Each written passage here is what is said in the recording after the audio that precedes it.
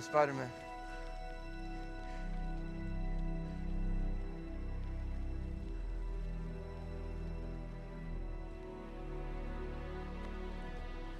I knew you'd come back.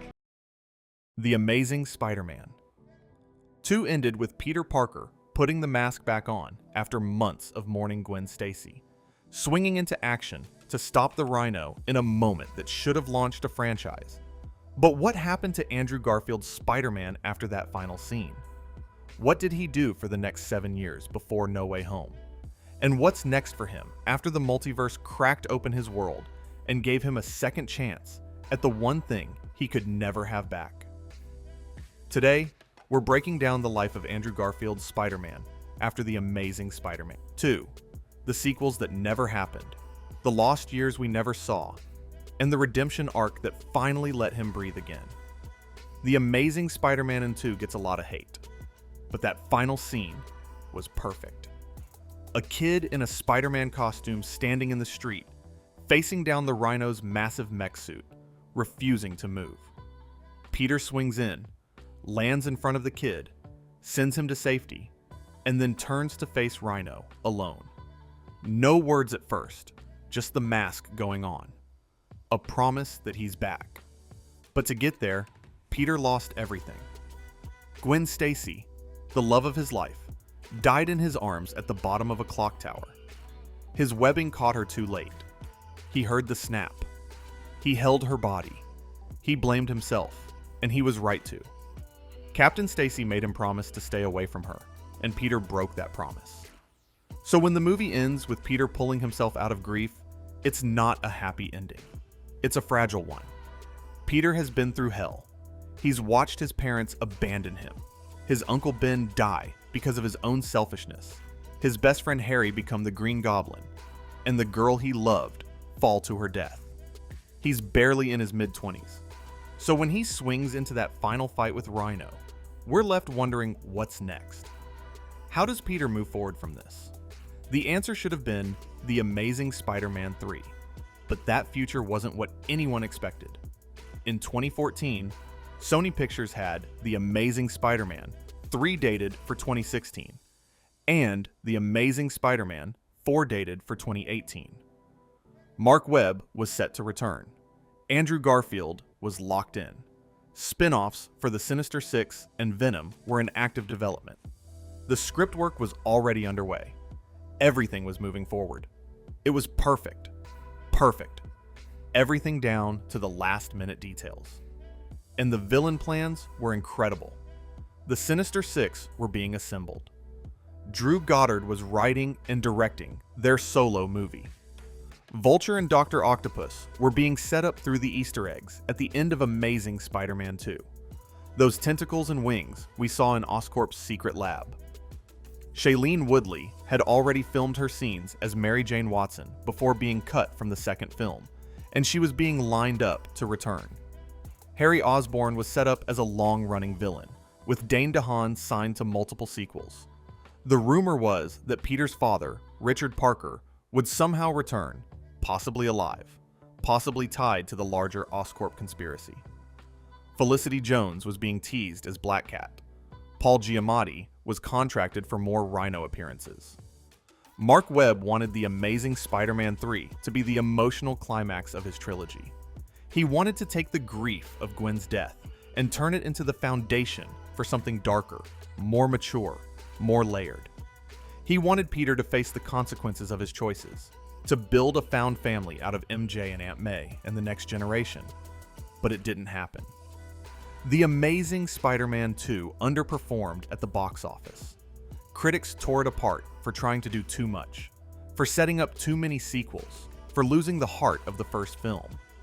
And then, in November 2014, the Sony hack happened. Internal emails leaked. The world learned that Sony and Marvel had been in secret talks to bring Spider-Man into the MCU. By February 2015, the deal was announced. Andrew Garfield was out. Tom Holland was in. Within weeks, every Amazing Spider-Man sequel was canceled. The Sinister Six movie disappeared. The Venom spin-off got rewritten without a Spider-Man connection. Andrew Garfield's Peter Parker was abandoned mid-story, with Gwen still freshly buried and the Rhino fight unfinished. But for the sake of this story, let's imagine The Amazing Spider-Man 3 did happen. Let's assume that in our timeline, Peter Parker defeated Rhino, faced the Sinister Six, reconnected with Mary Jane, and tried to heal from Gwen's death. He continued being Spider-Man because that's what Peter Parker does. He doesn't stop. Even when the studio abandons him, even when the franchise gets handed to someone else, Peter Parker never stops being Spider-Man. So in our timeline, Peter defeated Rhino in 2014 and continued being Spider-Man. But what did he do for the next 7 years? Because between 2014 and No Way Home in 2021, there are 7 years we never saw. This is the part of Andrew Garfield's Spider-Man story that we have to imagine because there are no movies, no comics, no official stories, just 7 years of silence. But we know Peter didn't stop being Spider-Man. By 2014, Peter is in his mid-20s. He's been Spider-Man for about 4 years. He's fought the Lizard, Electro, the Green Goblin, and the Rhino. He's lost his parents, Uncle Ben, Captain Stacy, Gwen Stacy, and effectively Harry Osborn. He's not a veteran yet, but he's already broken. He's no longer the cocky kid skating through Queens with a homemade mask. He's a man carrying corpses in his memory, and he's alone. Mary Jane never enters his life on screen, but in our imagined timeline, maybe she does. Maybe Peter tries to love again and fails. Maybe he keeps people at arm's length because everyone who gets close to him dies. By this point, he's probably single, probably distant from Aunt May, probably living in a tiny apartment in Queens with a broken camera and an empty fridge. Peter's balancing his life as Spider-Man with his life as Peter Parker. Maybe still as a photographer at the Daily Bugle. Maybe doing odd jobs. Maybe finishing the engineering degree he started before everything fell apart. But the key thing is Peter is alone in his universe. There are no other heroes.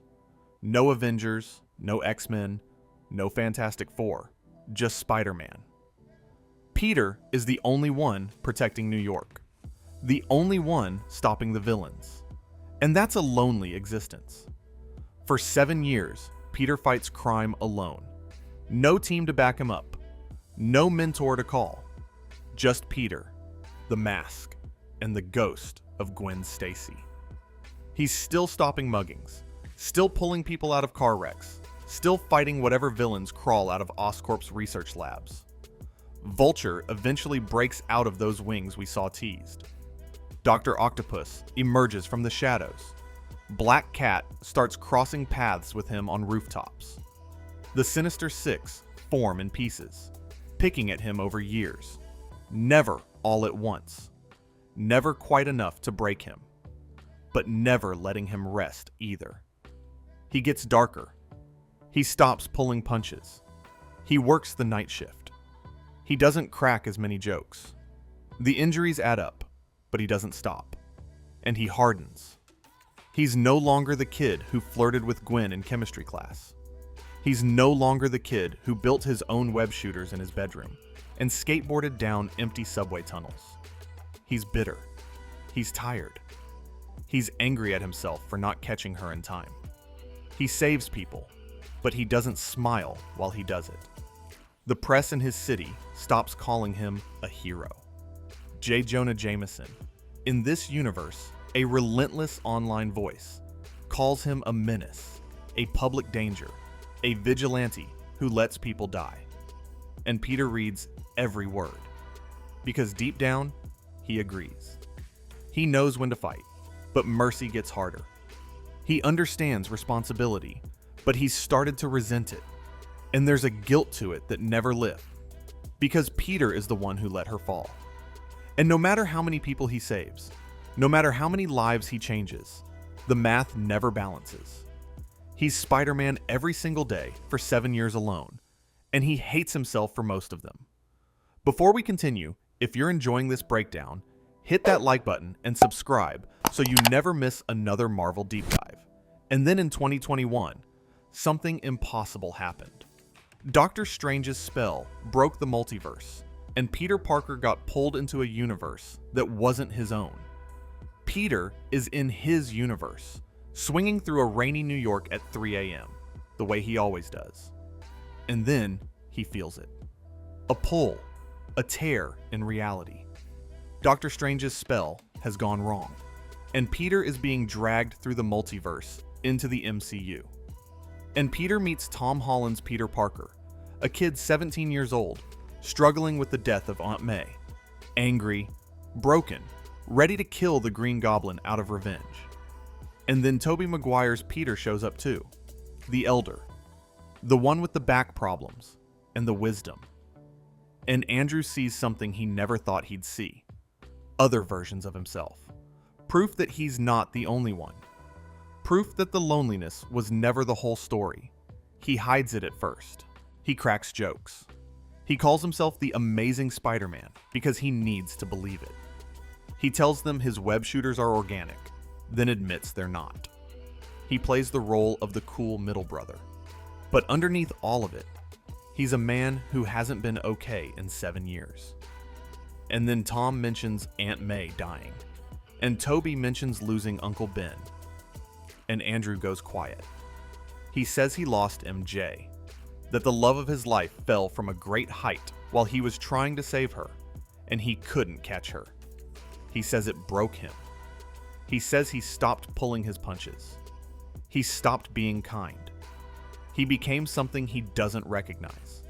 He admits he became rageful, that he started hurting the people he was supposed to be stopping, that the line between vigilante and villain got thinner every year. He tells two strangers, who are also somehow him, the thing he could never tell anyone in his own universe. Because in his universe, there's no one left who would understand.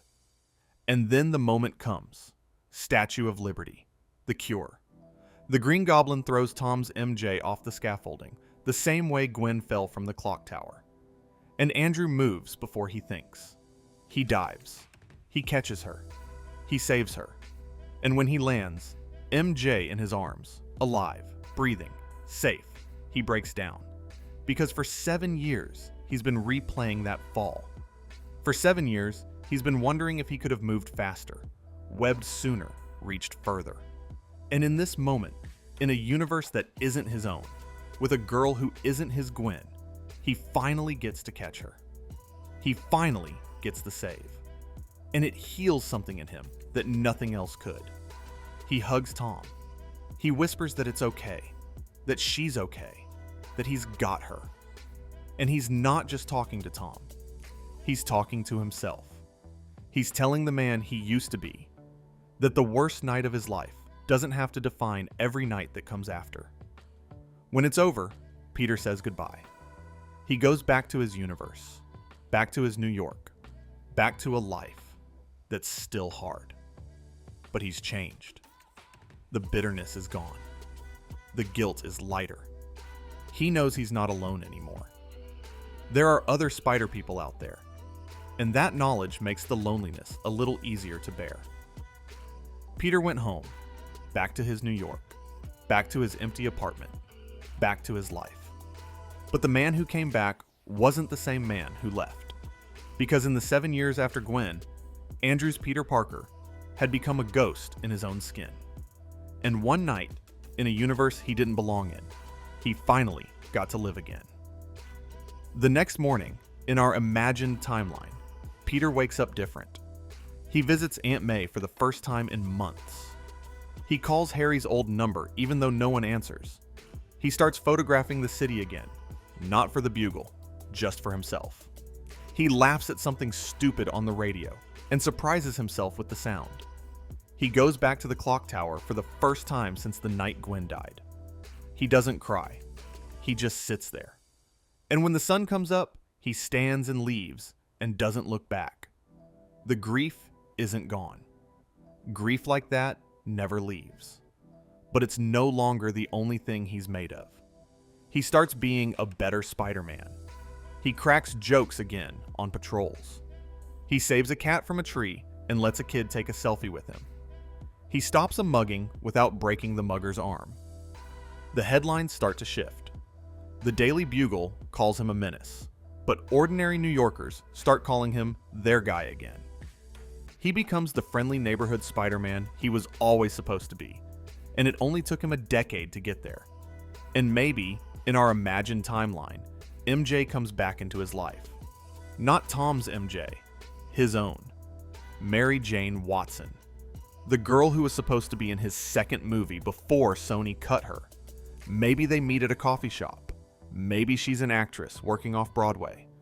Maybe they take it slow because Peter doesn't trust himself with love anymore.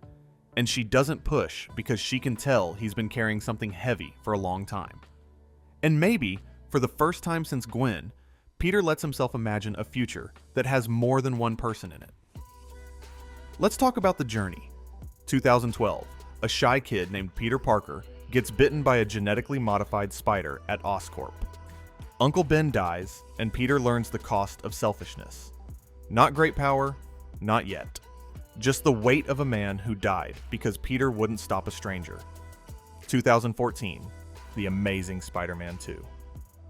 Peter finds love with Gwen Stacy. He fights Electro. He reconnects with Harry. He breaks his promise to Captain Stacy, and he loses her. Gwen falls. Peter breaks. The mask goes back on, but the man underneath is shattered. 2014 to 2021.